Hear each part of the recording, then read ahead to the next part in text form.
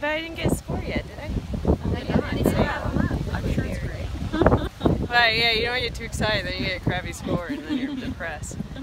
Were you happy with it? Yeah, I was thrilled. He was so good. You know, he's kind of known for being a bit of a cheeky stinker, and then you know, he's kind of come out this spring, but he was actually terrible when he first came out this spring.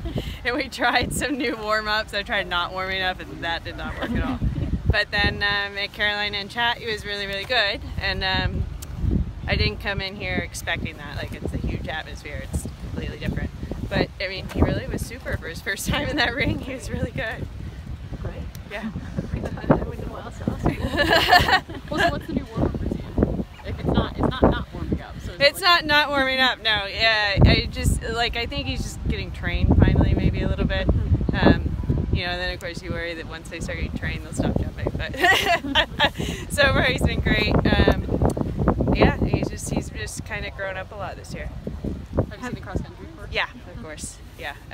You know, it's tough. It's a derrick course. There's plenty to do. There's a lot of places to make mistakes. You know, on a green horse, there's lots of places for them to, you know, second guess something. But at the same time, like, it's a derrick course, so you know they'll get more confident as they go. And if they make a mistake and you haven't done all your homework, you're going to be able to walk home and try again another day.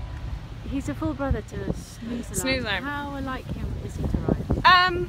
You know, it's funny. It's hard to say how different Snooze would be if he hadn't lived through my teenage years. You know, the poor horse had to grow up with me. But you know, they're funny. They're actually not a ton alike. You know, Snooze is actually very, very grumpy and stuff in the barn, and Bug's actually very, very sweet and lovable. They're both equally feral as young horses. Like when I bought Bug, I brought him home as a 3-year-old. I actually turned him out with Snooze. I couldn't catch him for 3 months. Couldn't touch him. I was like, I'm never gonna be able to ride this horse. So he didn't get broke till he was 4. So he had a bit of a late bloomer. The Anglo-Arab factor, I mean, this is like something that's been buzzing a bit online because it's not, is it common? Well, you know, I think people forget a bit that, like, you know, the Self-Francaise and stuff, they have a lot of, they do have a lot of Arabian behind them, and, you know, a lot of these European breeds actually do have the Arab added in there. They just give them a fancier name. But, you know, it's not completely uncommon, but just to have a flat-out Anglo is pretty uncommon. And what is it about, like, the factors and the attributes of that breed that you like for this competition? You know, they're full blood, so for, you know, the endurance side of it, they're careful, they're built well, they're hardy little horses, and, you know, when they behave, they're actually good movers and everything else, and they're really athletic. So if you know, I think they're more difficult. You have to be pretty conscientious producing them because they're very, very smart.